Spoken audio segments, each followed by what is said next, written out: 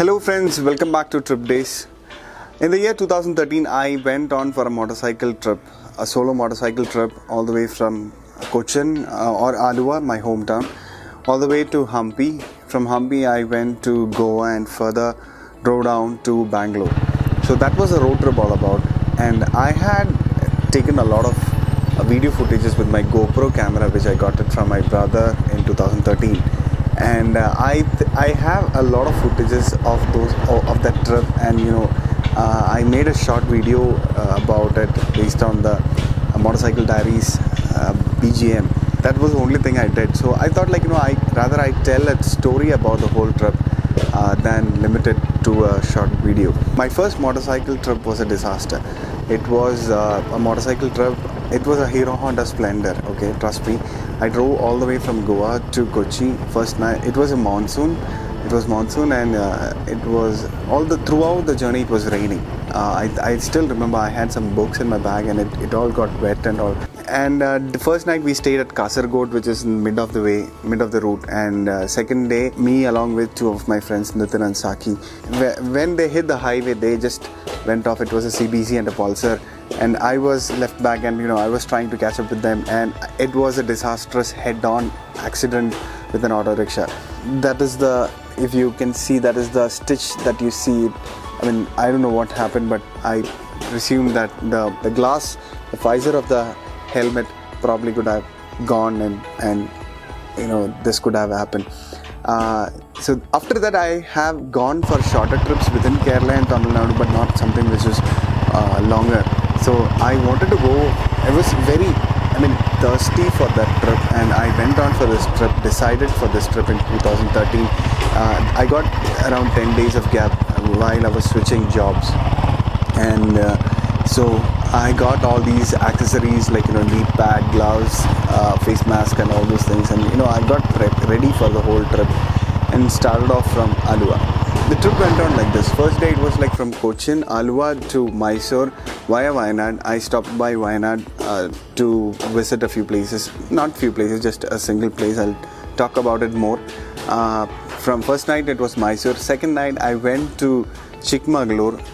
Third day I visited the temples of Belur and Halibedu. And from there I drove all the way to Hampi. Stayed there for 3 nights. And from Hampi I headed to Goa. Goa was more kind of a rest stop because I have my uncle staying there, so I was staying with him for the 3 days. And fourth day I started off from Goa and came all the way to Bangalore because I had to give this motorcycle to my brother, and from there I came back to Alua by train. So that was the story all about. The motorcycle was a Royal Enfield, the 2009 Electra, Bullet Electra, which had the 5-speed gearbox. The first models of the Electra where you have the gear on the left hand side, that was a 5-speed gear, and the engine was an older one, the original Royal Enfield engine. So it was a very good vehicle until it had to undergo a lot of repair and all this stuff from the moment it was bought, because I don't know, the quality levels of Royal Enfield were real pathetic during those days, and I'm not sure how good it is right now. But after that I had this good mechanic who helped me to get this vehicle onto a very good condition. And I made it into a cruise kind of a motorcycle where made the rear wheels quite wider and shorter, height wise, and I changed the handle where I could just drive like this. So that was a kind of modification that I did, and yes, so that's the motorcycle all about. And the day one was 5:30 in the morning. I just started off, was riding just like that. It's smooth ride early in the morning. When you go on motorcycle rides, the best time to start off is early in the morning.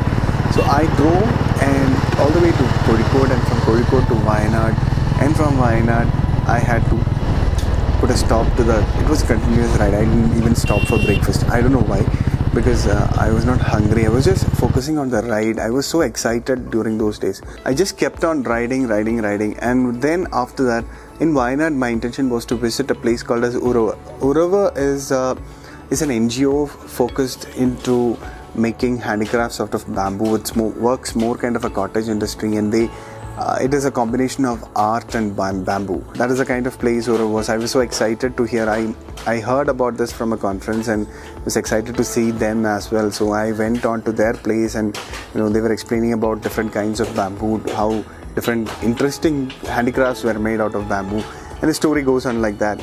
And they took me to a place where they have bamboo cottages. So bamboo is a very versatile kind of a raw material where you can make a lot of things out of bamboo. So that was an interesting session at Oro.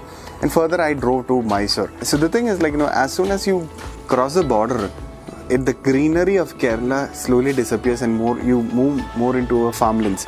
The drive through the farmlands, you can see cabbage farms and other small farms. You can see farmers going around with tractors. So that is the kind of terrain change that you see when you cross from Kerala to. So because the Puthanga Wildlife Sanctuary is the border to Kerala and Karnataka on the Wayanad side. And then after that I reached Mysore by around evening and stayed there overnight. Next day it was I went to so that was day one. So next day, just after sunrise, I went to this Mysore Palace, and I was just clicking a few photographs of Mysore Palace. I've been there once, but so I thought I'd just go there and click a few photographs, just like that. So that was when a Tonga guy. Tonga is basically a horse carriage.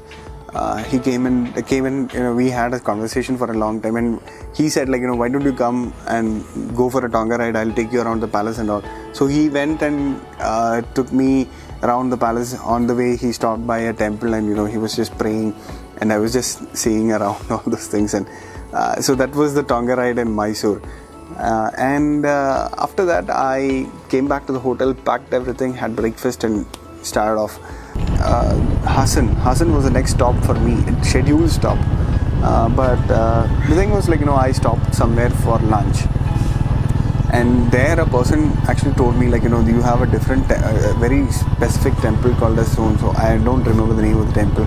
He told the temple had a pond where there are a lot of fishes out there, and people throw in black grams where fish come into it. It's you should be visiting if you are exploring around the place. And I was kind of, I changed my plans after the lunch, and I went on hearing on his advice, but somewhere down the line I got lost. And rural Karnataka, it's the primitive village kind of an ambience.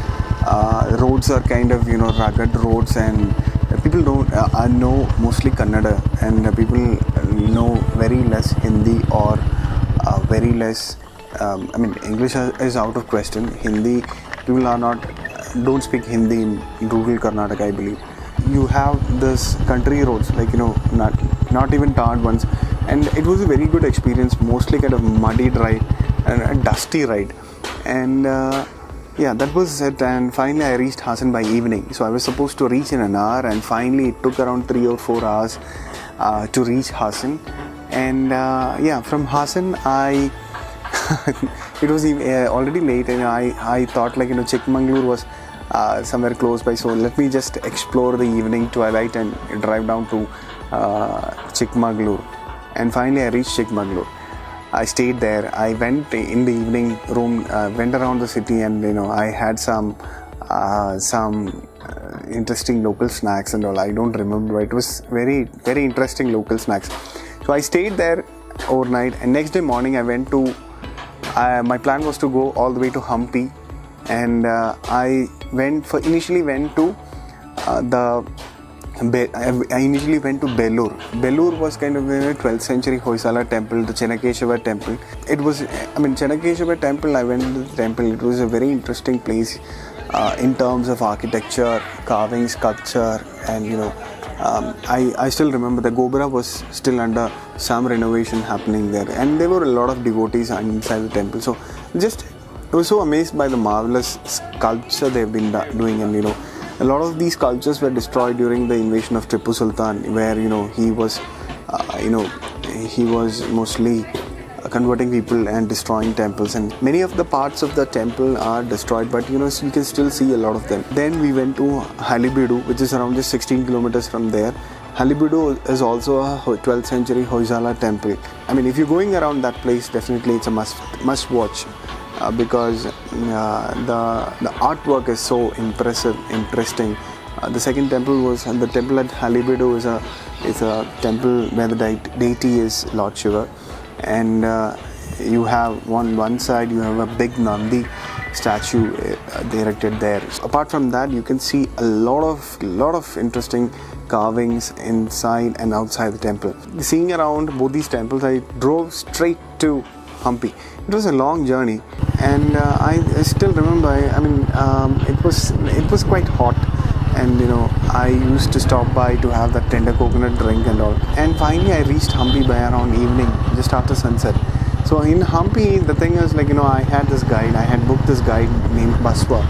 I got to know about him through a website. I arranged for the accommodation with Baswa, and Baswa was the guy who took me around all those places. So first day I went and I stayed at a place called as Peshagar House, which was kind of a backpacker hostel. I paid around 350 rupees just for a room, for a bed, and you have common toilets. Pretty interesting place. I just slept, and it's early morning. So that's day 4. Day 4 was kind of Baswa had phoned me the previous night and told he'll be coming there, and we had breakfast from Urma Cottage. Urma Cottage is part of the Peshagar house as well, but they are more kind of cottages. So all of these places are in Anagundi. Anagundi is on the other side of Tungabhadra, and Hampi is on the opposite side of, it's on 2 different banks of Tungabhadra river. Baswa came to me, we met, we had some conversation, and we started off with the tour of Hampi. So it's Baswa was behind me, and we went on my motorcycle. So we had to cross the river. There were boats, ferries, on the bike, where people are transported from one bank to the other. Actually, more bank. comfortable for you. And I was kind of initially stuck as to how this is going to happen. Getting the motorcycle into a boat and all.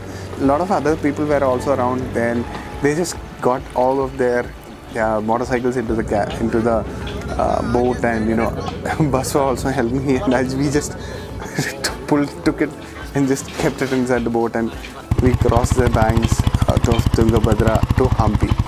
And first of all, we went to the Vitala temple, the iconic stone chariot of what you see in the Karnataka tourism logo, the stone chariot. You can see a lot of boulders, and most of these roads are through boulders. And first was the Vitala temple, where he showed me the musical pillars, where you knock on this pillar, you hear different kinds of tunes. And from Vitala we went to Hazara Rama temple. Then we went to the Queen's Bath, where which were kind of a palace of the Queen, where she used to take bath. And we went to the elephant stable. And then I had lunch at the Mango Tree restaurant, which is supposed to be very famous in Hampi. And that was it. And finally, afternoon, we went to the Virupaksha temple. There are a lot of stories associated with all of these temples, and I was really enjoying how Baswa was narrating about all of these interesting things. And finally that day was kind of that was done, and by evening after that we went to the Anjaneya. So it was a very busy day. We went to the Anjaneya temple hill. It is believed that Lord Hanuman was born there at the Anjaneya hill. Lord Hanuman is a monkey god according to Hindu mythology. So that was a hill where we climbed a lot of steps and reached atop a mountain.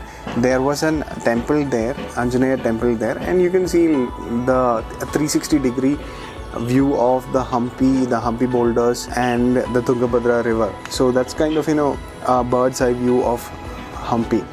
And that evening was something great, awesome. I lost my watch there.